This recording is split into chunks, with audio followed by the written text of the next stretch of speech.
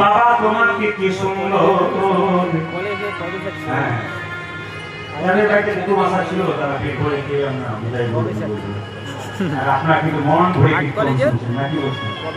যাদের কুটুম এসেছিল রুটি পরোটা ছিনি সব কিছু খেয়ে আমরা কীর্তনের দিকে তাকালো না, কে গাইছে আমি তো খেতেই এসেছি। আর আপনারা কি সুন্দর ভোগ দর্শন করছেন, আপনাদের দুই ভোগ যাবে মন দিয়ে শুনবেন ভাই। কি বললাম সবাই লক্ষ্য করুন।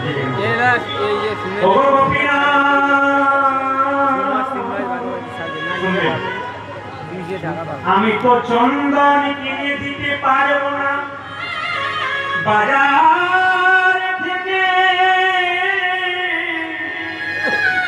চন্দন কেনার মতো পয়সা আমার না।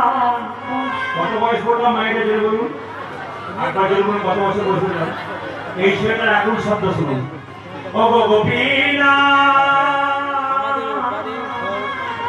তবে চন্দন তোমাকে দিতে না পারি শাস্ত্র বলেছে চন্দন যদি কারো কাছে না থাকে তবে ভক্তি চন্দন গোবিন্দের চরণে। আপনাকে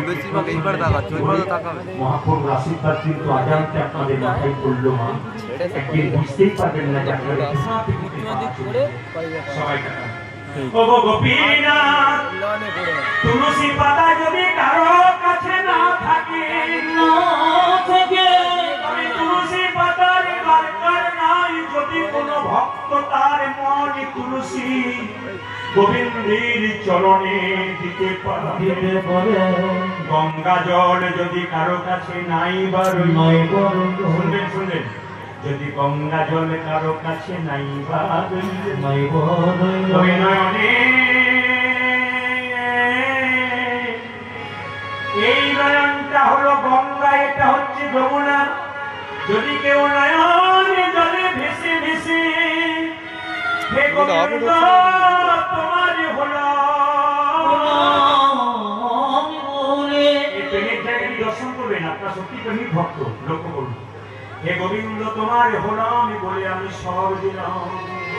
তবে শাস্ত্রে বলেছে যে যথামাং প্রবর্তন্তে তাং তথৈব ভজাম্যহম মম বর্তমান বর্তন্তে মনুষ্য পার্থস্বদস্যা। ভগবান নিজের মুখে বললেন যে আমাকে যেমন ভাবে ভালোবাসে আমি তাকে তেমন ভাবে ভালোবাসি। ওগো গোপীনাথ আমি তোমাকে নাড়ু খাওয়াবো, সবাই দর্শন করুন। ওগো গোপীনাথ 5 বছরের বাচ্চা মন্দিরে ঢুকে আছে একাই। ওগো